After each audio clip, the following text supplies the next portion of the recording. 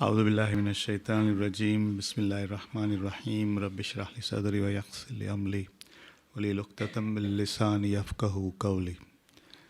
Sisters and brothers, Assalamu alaikum. I think this is the first in a series of new format of trying to develop an understanding of the lives of the Aimma. And hopefully every month we will have a discussion and explanation of the life of one of the Aimma, inshallah. So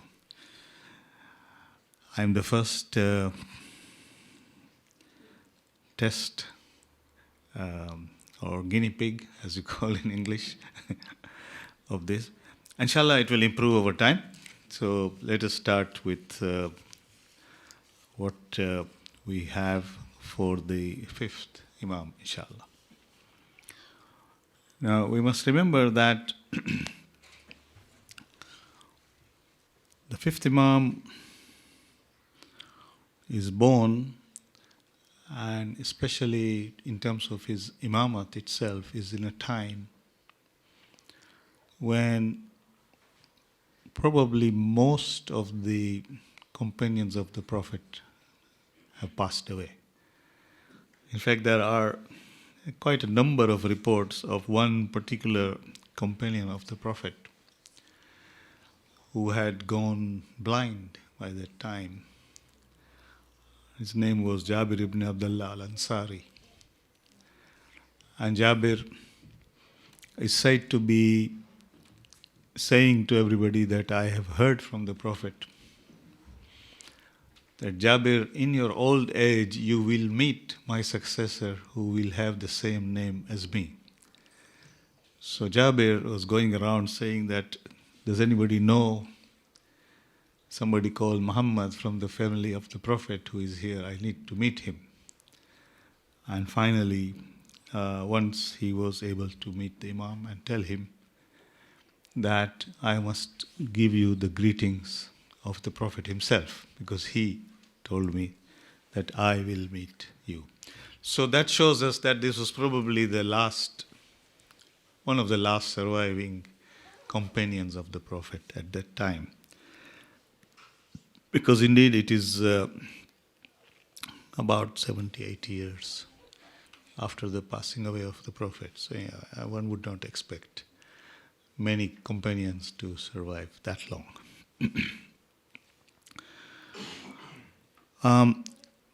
In order to understand the times and life of the Imam himself, we need to look at a little bit before and a little bit after. So obviously before his time, before his imamat, and during his youth and so on, the Imam was our fourth Imam, Imam Zainul Abidin alayhi salam. And after Karbala especially, we know that Imam Zainul Abidin was able to stay relatively peacefully in Medina and relatively undisturbed. Not that he was unrestricted, but undisturbed.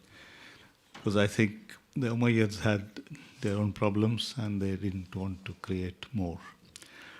So he had the time in Medina to really spend all his time in teaching and educating some of the close followers. So this was a period which commenced in the sense in which one could spend really time in just that activity, because everything else was becoming difficult. Political activity was out of question. There were other restrictions on praising of the Ahlul Bayt or anything like that. So really it was only that you could still teach in close circles, and Medina being Medina, people just like today used to come from all over the Muslim world, so you could have and influence spreading all over, right? So very much in that tradition, even Imam Baqir alayhi salam also spent all his life in Medina and spent it exactly in the same way, in imparting knowledge and trying to make sure that there was a body of people who were equipped with the true teachings of Islam, despite what was happening in every other place. And this pattern also continued during the time of the sixth Imam, Imam Jafar Sadiq. So we know, although there was a little bit more problem for Imam Jafar Sadiq than the two previous Imams, because there was a conflict, as we will see, between the Umayyads and the Abbasids by that time, for taking power. However, he was also able to act more or less as a teacher and scholar. And that time, all these three together laid the foundation for the development of the Jafari school of thought. That is why the school of thought is named after Imam Jafar Sadiq, because he sort of more or less formalized these three Imams' activities into because teaching somebody to a very high level takes time. Teaching hundreds of people to that level takes a lot of time. Only then you can put some basic foundations of a school. And in fact, we see that especially two of the leading founders of the Ahl Sunnah schools of thought, Abu Hanifa al-Numani. As the name would suggest to you, Abu Hanifa himself was Persian in origin, Abu Hanifa al-Numani, and the founder of the Hanafi school, and Malik ibn Anas, who is the founder of the Maliki school. These were both interacting within the circles of the three Imams. So there was a lot of interchange and so on. Well, if you look at even today, the proximity between the Jafari school and the Hanafi school is quite wide. There are differences with other schools, but these two, especially from what we have looked at in terms of muamalat or commerce, there is a lot of commonality there. And this is clearly because they were in the same kind of milieu, right? And there are also quite important reports about interactions between the Imams and these scholars and many others in Medina. You see, because the center of power, if you like, had been moved to Damascus during the Umayyad caliphs, there was a love-hate relationship between them and Medina. The Umayyad caliphs understood that Medina did retain a level of legitimacy which was not there in Damascus. However, they also realized that if they disturbed that place, they would be looking for trouble.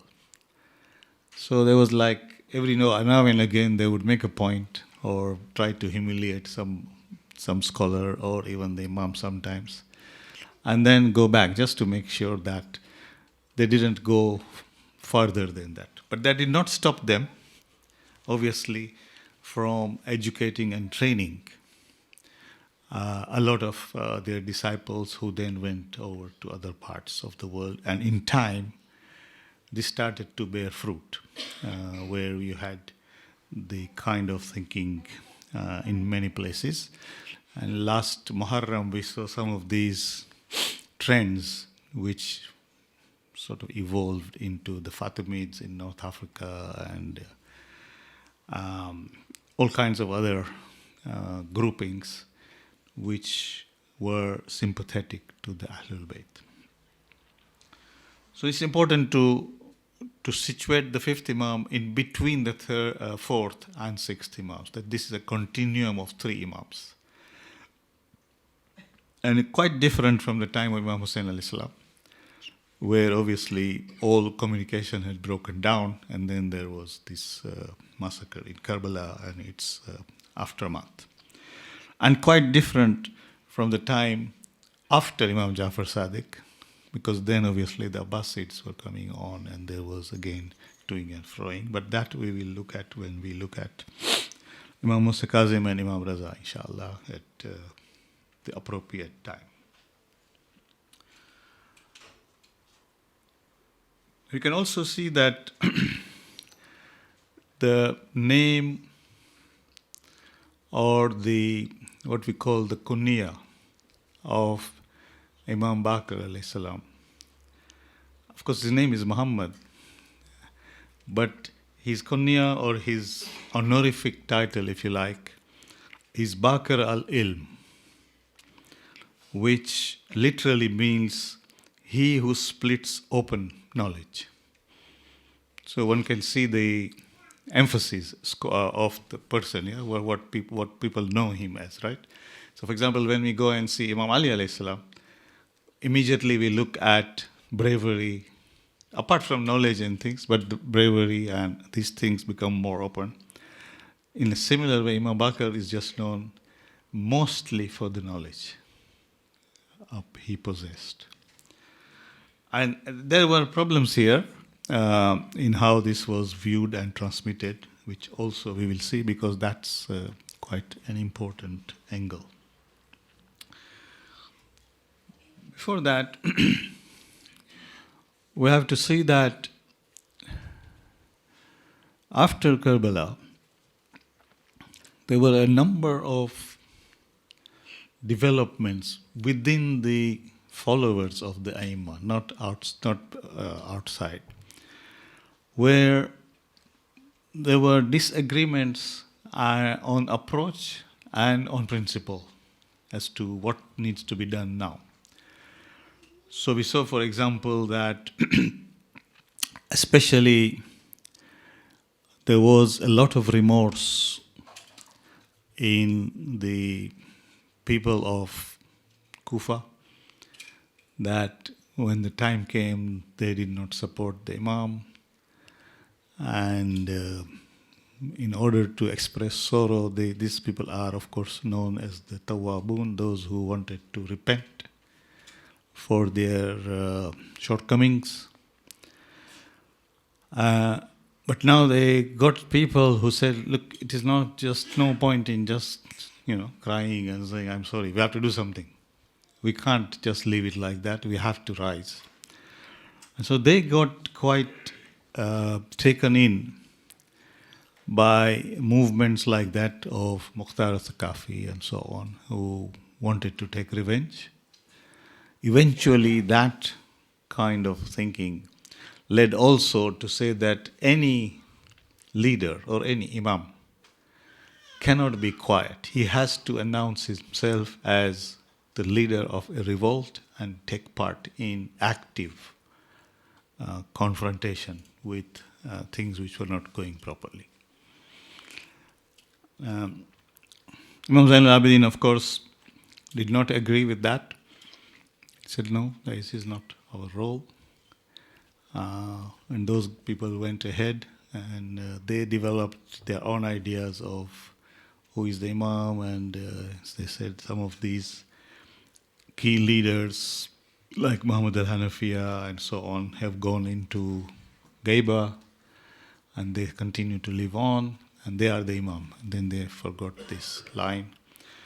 Between the three Imams, Imam Zain al-Abidin, Imam Baqir and Imam Jafar Sadiq, there were 3 or 4 movements like this from within their own families. It's not now going out or not the enemies. It's, if you like, within the core groups.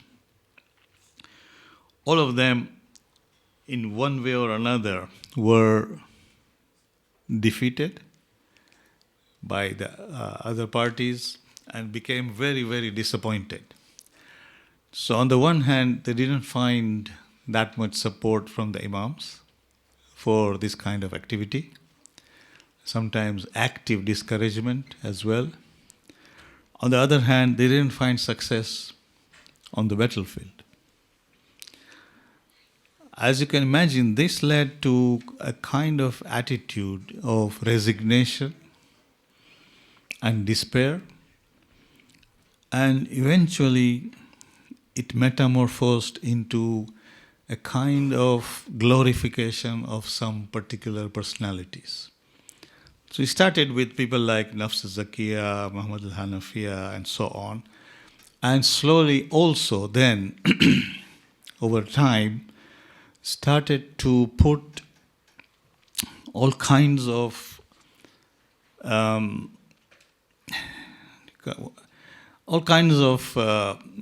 decorations or all kinds of accretions to the personalities, especially of Imam Ali alayhi salam.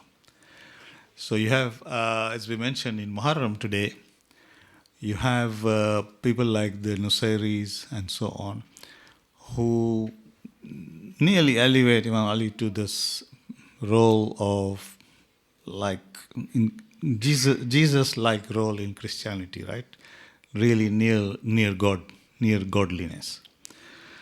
And in Shia theology, this development is called gulu or gulat. Gulat are those who exaggerate. They exaggerate the role of particular personalities. Now, once these things become embedded, it becomes very difficult to argue that this is not part of the original. And people become very upset and they say, no, what are you talking about? Do you think Imam Ali is not this and that? And it's difficult for you to say, please, there is a limit, even if it is Imam Ali, there is a limit to what he can do. But it was that kind of political atmosphere which made it develop, and because you don't have a physical presence in power. So it's all underground, it's all word of mouth, it's all hearsay and then going on everywhere. For quite a long time. In fact, this, after the bad experience with the Abbasids, the followers of Ahlul Bayt were seriously put to grass for another 1,000 years. And so really for 1,000 years you had very little to go on to in terms of physical, actual development. So it was in that way very fortunate that the three Imams were able to at least train. It's estimated to be about 20,000 people in their school of thought. So just remember that period was also the beginning of this. Now the other thing is that although they had selected the path of keeping very quiet, working under the radar and just carrying on with what they thought, the external situation was not going to just be neutral, right? In that period, if you like, so just Imam Baqir, if you look at it, he lived through the reign of 5 Umayyad caliphs, all with their different personalities and inclinations and problems. I mentioned this in Muharram, but let me just give you the background to this whole problem. Especially after the assassination of the third caliph, the tendency developed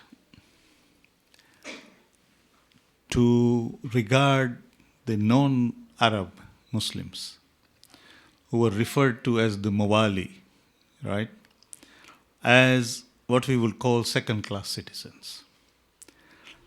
So mostly the Persians at that time and some others from Central Asia and so on, they started to be regarded as second-class citizens, and they started to be very resentful. And once Muawiyah was in power, he intensified this enormously. So now what you had was that amongst the Mawali, there was an automatic sympathy for anybody who champions their cause, and especially the Ahlul Bayt, because they would not contemplate dividing Muslims into superior and inferior, or Arab and Ajam, or whatever you call it. And this was really making problem for the Umayyads, because they were not able to confidently rule, especially Iraq, because which had a large component of Mawalis, and further on Iran and so on, because those people were not with them. They were saying these guys are really betraying Islam.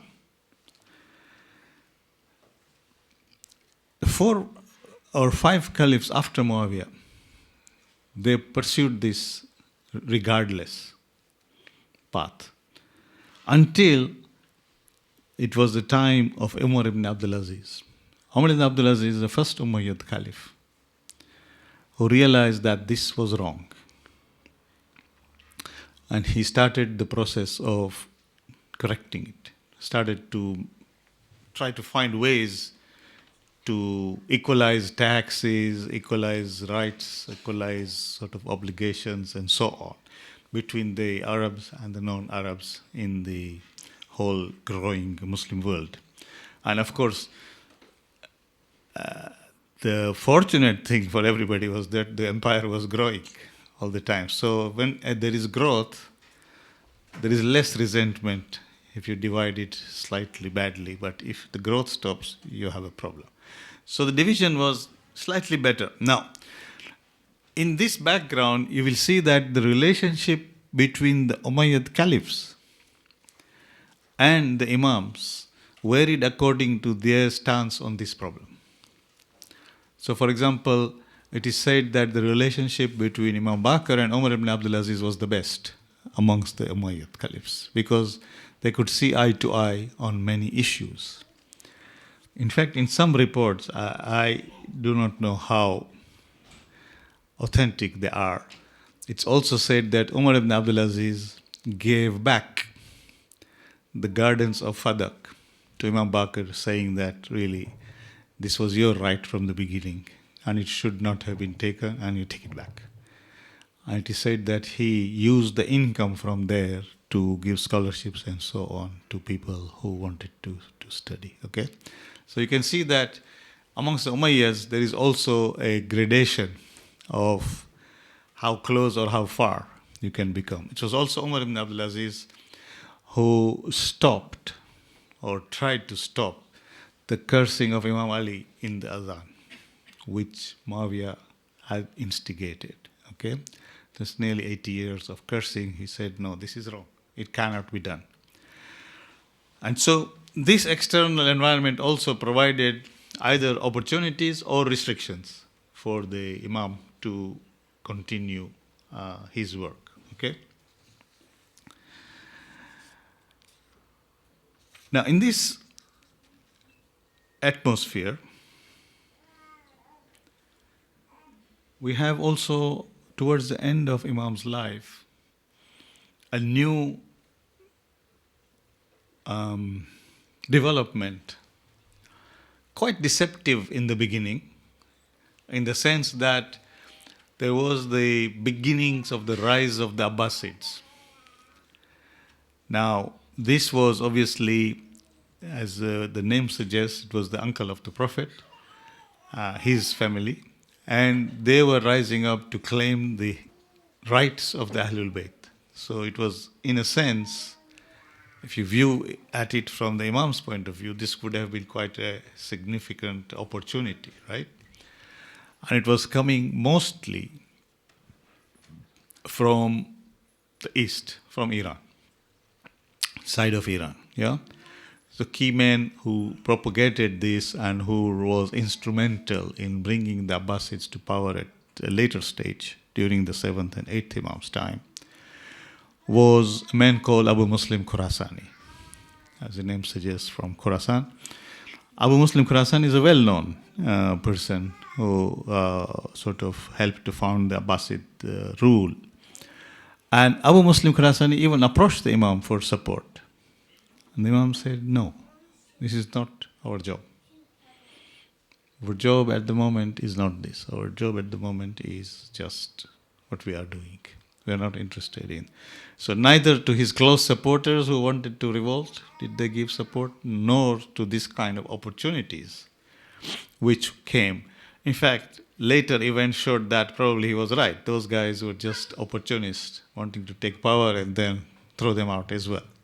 So probably that was. But the Abbasids, the rise of, or potential rise of the Abbasids were also putting pressure on the Umayyads. So the Umayyads were not able to crack down on the Imams that much in Medina. See, because they were under pressure from other places. So really, effectively, because of this situation, Medina was left alone for the Imams to carry on what they were doing, more or less without too much hindrance, right? Only I think in the last stages of Imam Jafar Sadiq's life, there was some problem with Baghdad, because the Abbasids established Baghdad as capital as opposed to Damascus. Okay? So I think the external situation helped most of the time, allowed them to do what they were doing most of the time. Occasionally there were problems, but the way it panned out, I don't think there was any serious objection. Now, in this situation, one would expect that a lot of the knowledge, which ranged from, of course, theology, but initially, of course, the primary subject matter was the transmission of the hadith of the Prophet. And by many accounts, Imam Baqir is known to be quite a serious and authentic transmitter of a lot of proper hadiths. However, both amongst the Shi'is and Sunnis, there is no difference on that. If this is the case, why is it now that so many of these hadiths have no reference to the Imam as one of the transmitters? They sort of go to, sometimes just stop at Jabir ibn Abdullah, Al-Ansari, or so on and so forth. And Arzina Lalan in her book has done some work, and some others have developed it further, showing that probably the political situation at the time compelled the compilers of hadith to remove the Imam's name from the chain, or alter the chain in some way. Instead of the Imam, say Jabir ibn Ansari, right? Who was also, of course, a respected companion of the Prophet. So what you see actually today does not reflect the key role of the Imam in preserving and transmitting many of the key ahadith of the Prophet. But actually he was central to creating that knowledge and preserving it. Especially because he had the political possibility of being left alone and not having to do much. Okay? And so there is a lot of work still needs to be done as to which hadiths were there and which were from the Imam, and why they were altered and who altered them and so on, which gives you a lot of insight in the politics of the time. There are a number of reports, because you see, for example, in any hadith you might find a number of possibilities. You might find a very similar text transmitted by quite dissimilar chains, yeah? So for example, we are sitting here, you hear something, different chains can transmit what I said to different audiences.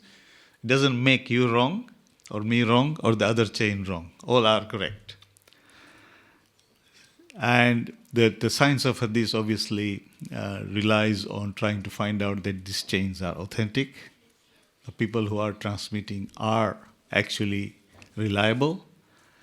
And what is being transmitted, the saying itself, so the matan is also solid.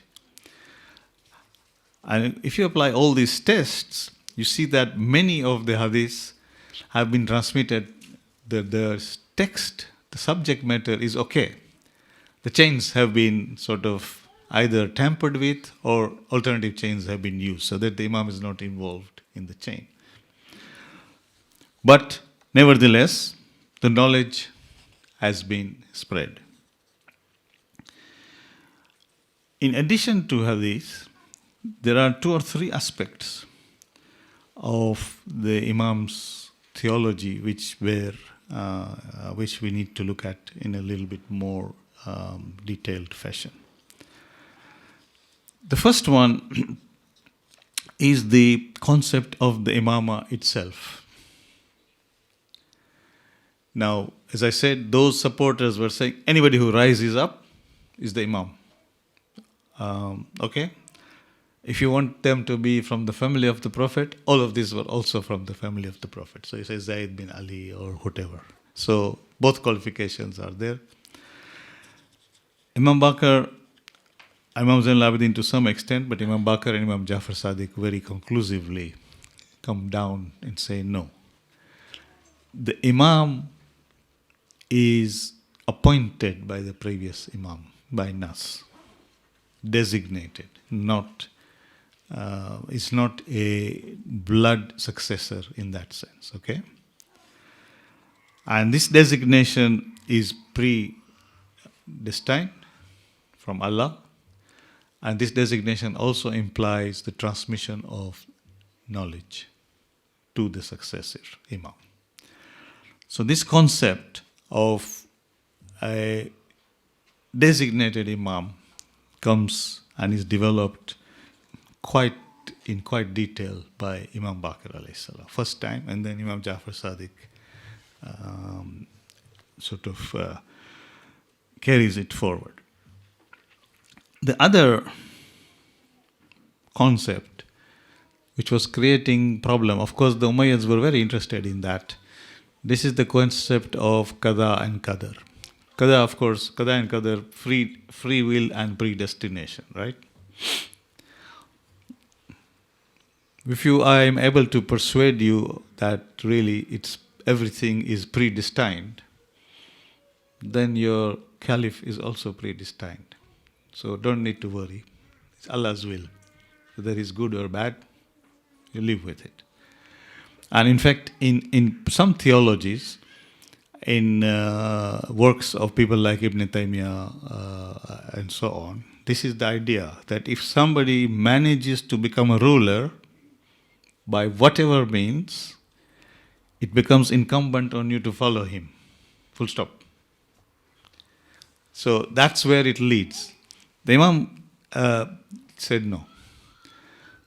There is a balance between free will and predetermination. I don't know, these things, there is no predetermination. You cannot excuse the role of right and justice in the name of power. And it developed a lot of time and a lot of training to students on this. The next issue, slightly more, not controversial, but more understandable now than it was a few years ago. And this was the idea of taqiyya. How far you are, or you have to, reveal all your cards. Yeah. Today in the situation we are living here, we know that you just only have to, speak openly and you will be in trouble before long. And the Irish told me that 30 years ago, we knew that as well. We never spoke what we thought to anybody. We always kept it to ourselves. So given the very tight situation in Umayyad times, control-wise, we would expect people to be quite careful as to what they say, yeah, because anything wrong, and you would be in trouble. Now, whether the Imams approved the idea of taqiyya or not is a very, very difficult thing to establish or otherwise. I think probably not. They said you have to be sensible rather than telling lies. Finally, the Imam has made some discussions and contributions on issues of fiqh. You know, for example, that one of the key differences in the adhan between the followers of the Ahlul Bayt and others is the recitation of Hayya ala khairil amal. The most of the Muslims do not recite Hayya ala khairil amal, and we do. We consider it part of the adhan. The question is, was it there in the time of the Prophet and somebody removed it? Or was it not there and somebody added it and then somebody removed it? Or what? Imam Baqir's position looks to be that it was there from the beginning, and it was removed not for a if you like, bad reason. It's said that in the time of the second Caliph, he said that this is very quietist. This takes people away from jihad. So we want to remove this and point them towards more action rather than only, more sort of prayer. Then the questions are whether qunut is part or can be made part of namaz or not. And all these kinds of issues were also tackled by Imam Baqir alayhi salam and more or less resolved in one direction or another, saying, fine, this is what it was and this is how it will stay. So after that, especially amongst the Shias, there was no discussion on these issues anymore. Okay? Fine. Now, so we see that overall, we want to look at the three Imams together. Imam Zain al-Abidin, Imam Baqir, and Imam Jafar Sadiq. These three roles fill a time where open political activity was much, much more restrictive and not preferred. But under the radar, they concentrated on spreading proper, true knowledge, including the transmission of lots of sayings of the Prophet. Whether they were then reported in their name or otherwise does not really matter, because as long as the proper context and the proper sayings of the Prophet was transmitted, that was fine. They also put boundaries to behavior of their followers, that you cannot just take the law into your own hands and say, I am now the Imam. If you are not rising up, I am doing this. And this is the problem today of some Muslims. They say, okay, if you are not doing it, I am taking the law into my own hands. This is just not possible. Imam Baqir also now began to define the Imamat itself as a completely divinely oriented institution rather than just a question of succession to the political authority, and put the first beginnings of thoughts on theology, how to think on things like qada and qadar and other things. So overall, although with no fireworks in his life, if you like, is not known for anything very spectacular, but I think the contribution in terms of actual embedding the school of Ahlul Bayt, it's probably one of the most significant roles he has played. And therefore his title of Baqir al-Ilm is well deserved. Assalamu alaikum wa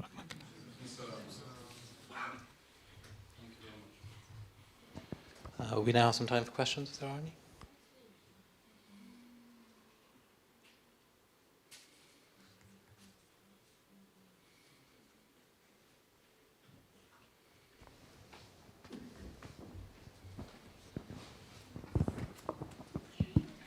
Assalamu alaikum. Thank you very much for the talk. I found it actually really interesting, your point about Muawiyah and Umayyad generally embedding this principle of predestination. I'd actually been in a conversation amongst some Saudis lately discussing the king of Saudi Arabia, and I find it really shocking that for them, he is, and these are intelligent people, he's an unquestionable status because he applies the Sharia, and this is all predestined. And so it really fits in, obviously, with what's happening now around the world, to see that actually it goes that far back. So actually, this is a generic, if you like, generic principle that anybody who wants to hang on to power can legitimize that power by appeal to this kind of idea. It says it's Allah's will. Okay, the fellow is here. Don't ask how he came there. Now he's applying the Sharia. So what is your problem? Your next question is, yes, you should now follow him. This is the problem. This is actually was formulated and formalized by Ibn Taymiyyah in his later political writings. Although he has some very good writings, but on this side, he really just legitimizes this kind of rule. That's why the Saudis, they like Ibn Taymiyyah. Yes, of course. Any more questions? Assalamu alaikum. Alaikum salam. Did I hear correctly that the third ruler was assassinated or fourth? Third, Usman. Sorry? Usman, I was referring to Usman. Yeah, he was assassinated. The fourth one. No, Usman. Third. Third. I thought fourth name was Usman. No, the fourth was Imam Ali. Thank you very much.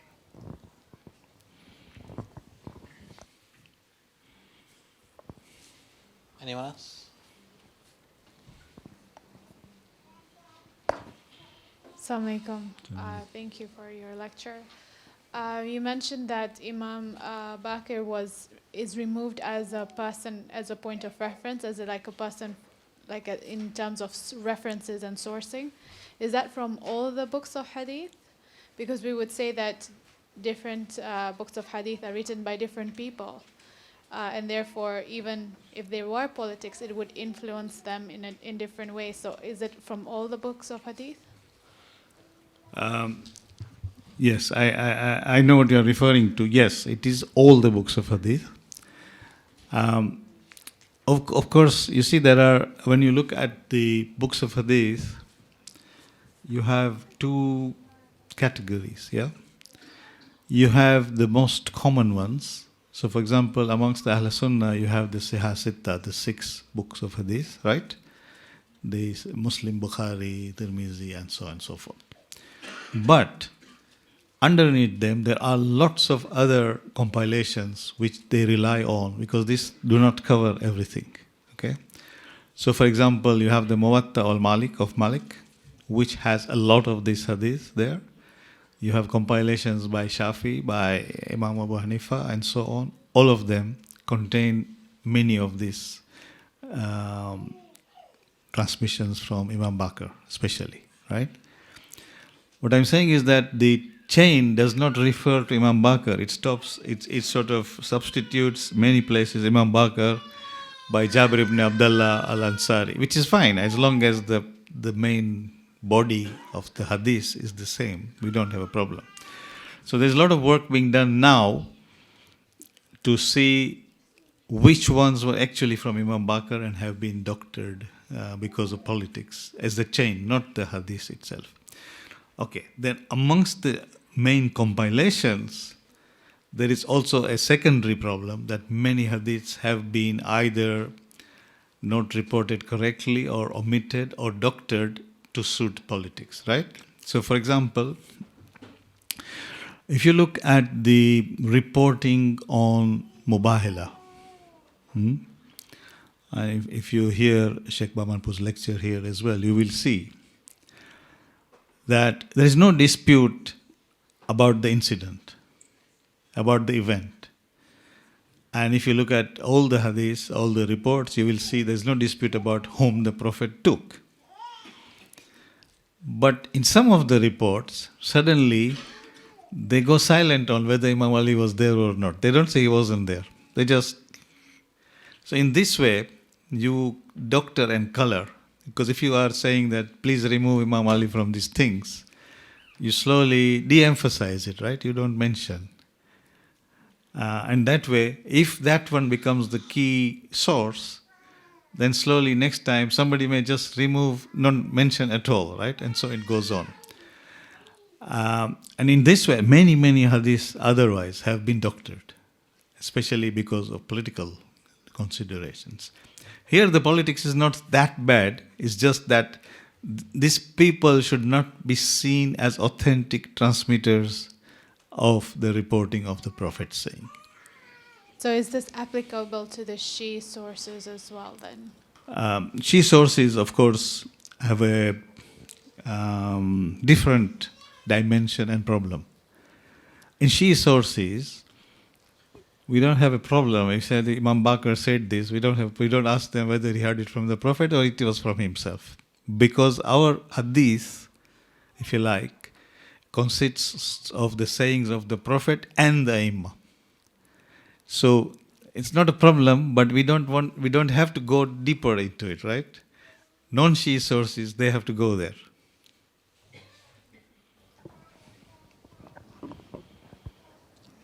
Any more questions? Assalamu alaikum. Thank you for the lecture. Just from that point about the hadith, can I just ask you how we get to that conclusion to say that he had an important contribution to make in terms of the transmission of the hadith, but yet we don't have his name in the sanad, as it were? How do we get that? So we have the same matan, if you like, same text or the what you call the subject of the hadith from Imam directly, right? The same is reported by another chain completely, right? And stopping at Jabir. Now Jabir is a very close companion of the Prophet, of the Imam, not the Prophet of course, but also the Imam, right? So if you do this kind of analysis, you see that many of them could only have been from the Imam. And Jabir has been used to try to brush the Imam out of the narration. It's not a definitive science, but if it happens more than a few times, it's indicative of what is happening here. And then if you analyze the political context, that on the one hand you are being forced to curse Imam Ali in the adhan, then anybody who's looking for patronage from anywhere would not really spoil his chances. Because he might think, I'm not doing anything wrong, I'm anyway attributing it to Jabir really.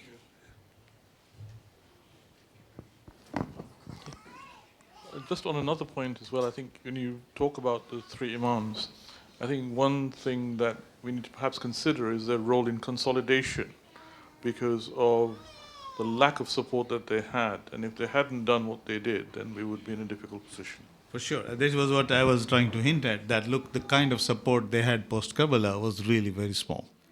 And whatever they had was split into those who wanted to rise up immediately and they didn't have patience. Yeah? And so they even made internal divisions.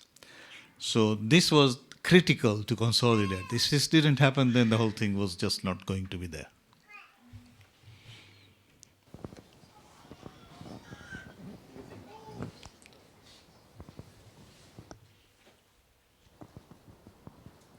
Thank you. Do you think then that Imams the Imam, especially Imam Al-Baqir, didn't actively sought political power because of this particular point?